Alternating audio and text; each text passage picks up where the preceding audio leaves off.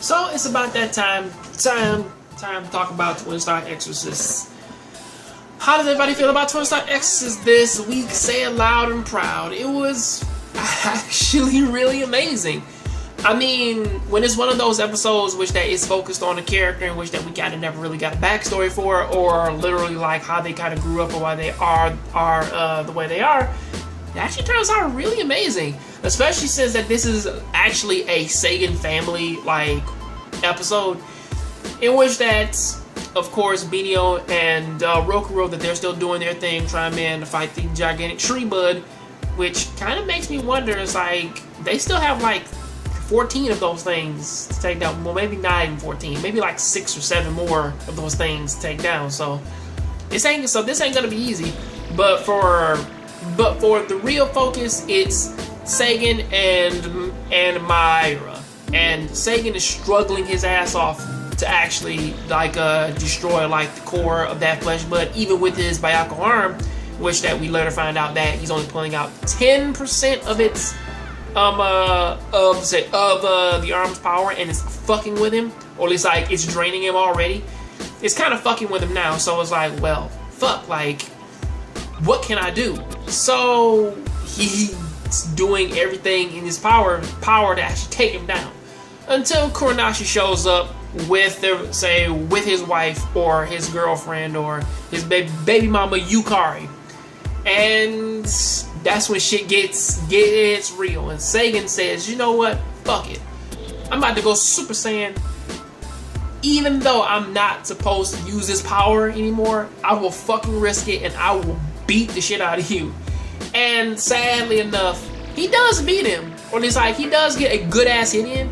But because, you know, he lost his arm and he's still, I believe he's still in recovery.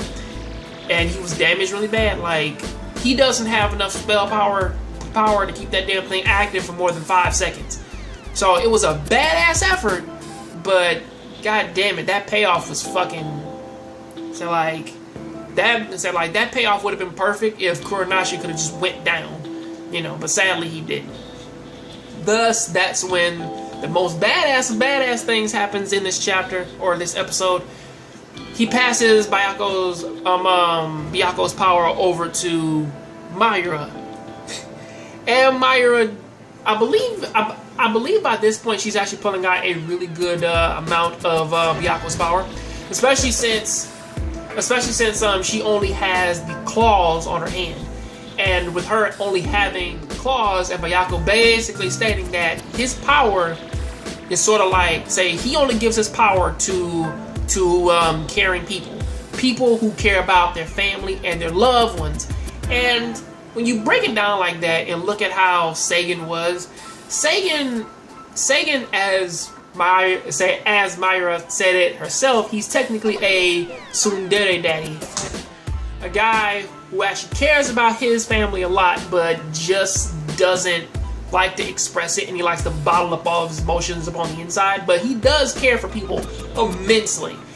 And we actually see that this power transfer over to his daughter, who is using this power to basically protect her parents, and it seems as though that Kuranashi can't really even handle it. So of course Myra, she does her good deed for the day of taking down Kuranashi, stopping that flesh bud, or at the very least hurting Kuranashi, and bragging to her father about her having bigger claws than him.